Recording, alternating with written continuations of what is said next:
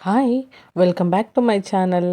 ಇವತ್ತು ನಮ್ಮ ಮನೇಲಿ ಎಲ್ಲರದು ಫೇವ್ರೆಟ್ಟು ಮೊಳಕೆ ಹುರುಳಿಕಾಳು ಸಾಂಬಾರು ಮಾಡೋದು ಹೆಂಗೆ ಅಂತ ತೋರಿಸ್ತಾ ಇದ್ದೀನಿ.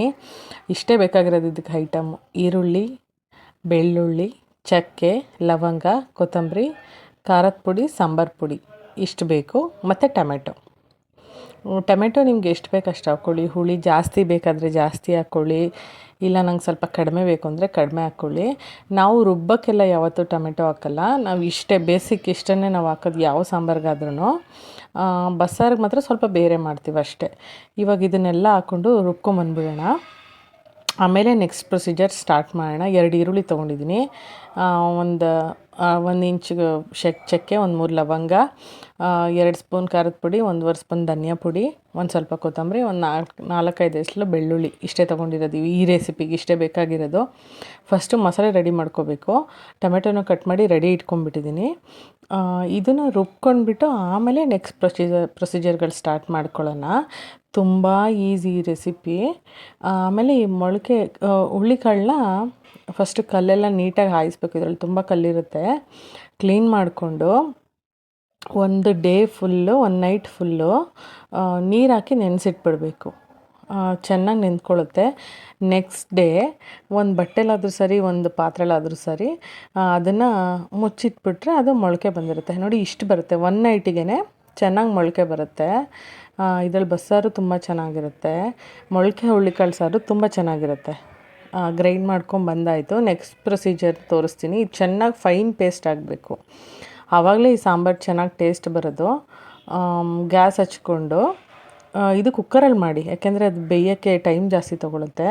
ಸೊ ಹಂಗಾಗಿ ಕುಕ್ಕರಲ್ಲಿ 2 ವಿಷಲ್ ಹಾಕ್ಸಿದ್ರೆ ಸಾಕು. 2 ಸ್ಪೂನು ಅಡುಗೆ ಎಣ್ಣೆ, ನೀವು ಯಾವ್ದು ಯೂಸ್ ಮಾಡ್ತೀರೋ ಅದು ಹಾಕ್ಕೊಳ್ಳಿ. 2 ಸ್ಪೂನ್ ಅಡುಗೆ ಎಣ್ಣೆ ಹಾಕ್ಕೊಂಡಿದ್ದೀನಿ. ಬೇಕಾದರೆ ಇನ್ನೂ ಕಡಿಮೆ ಹಾಕ್ಬೋದು. ಸಾಂಬಾರು ಸ್ವಲ್ಪ ಟೇಸ್ಟ್ ಬರಬೇಕು ಅಂದರೆ ಇವೆಲ್ಲ ಸ್ವಲ್ಪ ಜಾಸ್ತಿ ಇರಬೇಕು.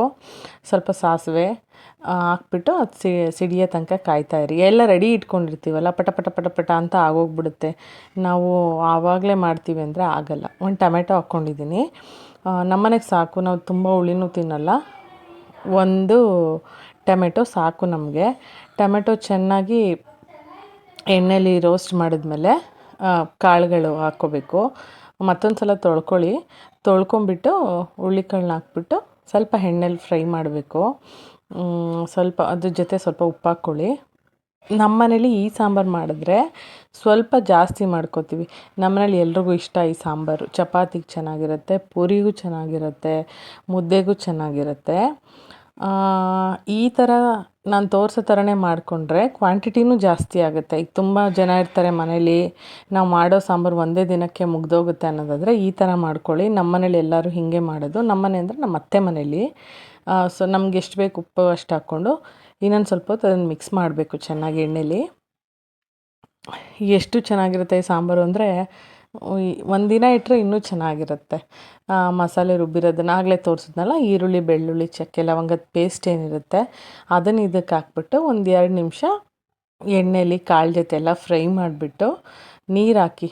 ಇವಾಗ ಎಷ್ಟು ಬೇಕು ಅಷ್ಟು ಹಾಕ್ಕೊಂಡಿರಿ, ತುಂಬ ತೆಳ್ಳಗೆ ಮಾಡ್ಕೊಳ್ಳೋದೆಲ್ಲ ಬೇಡ.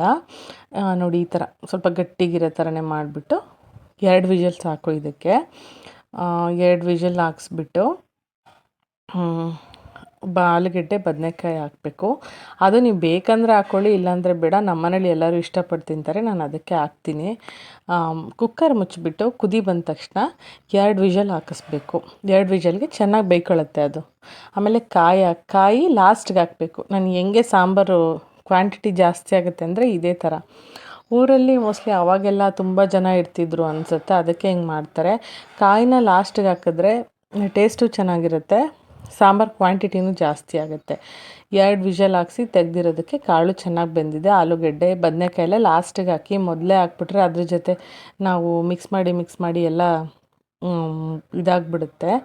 ಕಾಯಿ ಹಾಕ್ಬಿಟ್ಟು, ಕಾಯಿ ರುಬ್ಬಿರೋದು ಹಾಕಿ ಚೆನ್ನಾಗಿ ಪೇಸ್ಟ್ ಆಗೋ ಥರ ರುಬ್ಕೊಂಡು ಕಾಯಿನೂ ಹಾಕ್ಬಿಟ್ಟು ಚೆನ್ನಾಗಿ ಮಿಕ್ಸ್ ಮಾಡಿಬಿಟ್ಟು, ನಿಮ್ಗೆ ಎಷ್ಟಕ್ಕೆ ಬೇಕು, ಮಂದ ಬೇಕಾ, ತೆಳ್ಳಗೆ ಬೇಕಾ ನೋಡ್ಕೊಳ್ಳಿ. ತುಂಬ ತೆಳ್ಳಗೆ ಮಾಡಬೇಡಿ, ಸಾಂಬಾರು ಚೆನ್ನಾಗಿರಲ್ಲ. ಇದನ್ನು ನೀವು ಕ್ವಾಂಟಿಟಿ ಅಡ್ಜಸ್ಟ್ ಮಾಡಿಕೊಂಡು ಉಪ್ಪೆಲ್ಲ ಕರೆಕ್ಟಾಗಿದೆಯಾ ಅಂತ ನೋಡಿಕೊಂಡು ಆಮೇಲೆ ಇದನ್ನು ಹಾಗೆ ಬಿಡಿ. ಒಂದು 5-10 ನಿಮಿಷಕ್ಕೆಲ್ಲ ಚೆನ್ನಾಗಿ ಬೇಯ್ಕೊಳ್ಳುತ್ತೆ. ರುಚಿಯಾಗಿ ಹುರುಳಿಕಾಳು ಸಾಂಬಾರು ರೆಡಿಯಾಗಿರುತ್ತೆ. ಒಂದು ಸಲ ನೀವು ಮನೇಲಿ ಮಾಡ್ಕೊಂಡು ನೋಡಿ. ನಾನು ಇದನ್ನು ಮಧ್ಯಾಹ್ನ ಲಂಚಿಗೆ ಮಾಡಿದ್ದೆ. ನಾವು ಇದನ್ನು ಅನ್ನ, ಸಾಂಬಾರು, ಮೊಟ್ಟೆ ಮಾಡ್ಕೊಂಡು ತಿಂದಿದ್ವಿ. ಈ ರೆಸಿಪಿ ಮಾಡಿ